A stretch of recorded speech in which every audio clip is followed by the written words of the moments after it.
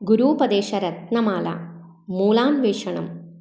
జీవులు తాము ఉద్భవించిన మూలస్థానం ఏదని విచారిస్తే హృదయమనే ఆత్మయే అని తెలుస్తుంది.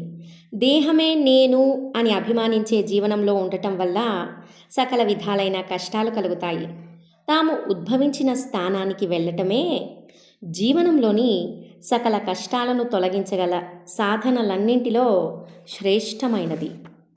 వివరణ: ఆత్మస్థితిలో ఎటువంటి కష్టాలు లేవని, జీవనంలోనే జనన మరణాది సకల బాధలున్నాయని భావం.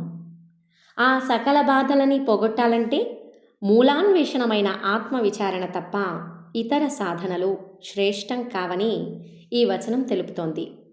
ఆనంద ప్రాప్తియే నీ జన్మ హక్కు అని తెలుసుకోకుండా సుఖాన్ని బయట వెతికి కష్టపడే ఓ అల్పుడా, నీవెట్లాగ వచ్చావో ఆ మార్గంలో అంతర్ముఖంగా వెనక్కిపోతే పరమానంద మందిరాన్ని చేరుకుంటావు.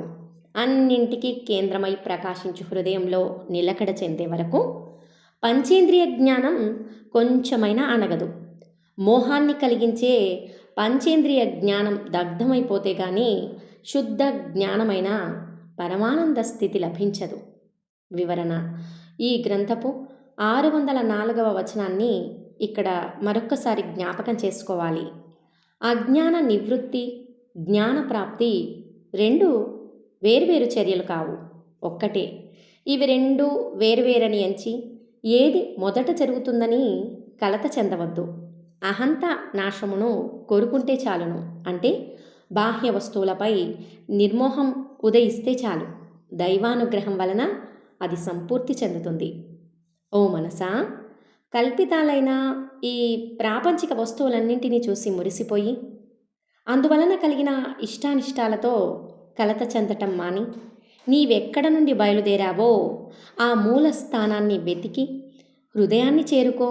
అప్పుడు ఆ జ్ఞానమయ పరబ్రహ్మ స్థితిలో ప్రపంచాది సకల వస్తువులు అద్వైతాత్మ స్వరూపంగానే గోచరిస్తాయి. ఓం నమో భగవతే శ్రీరమణాయ.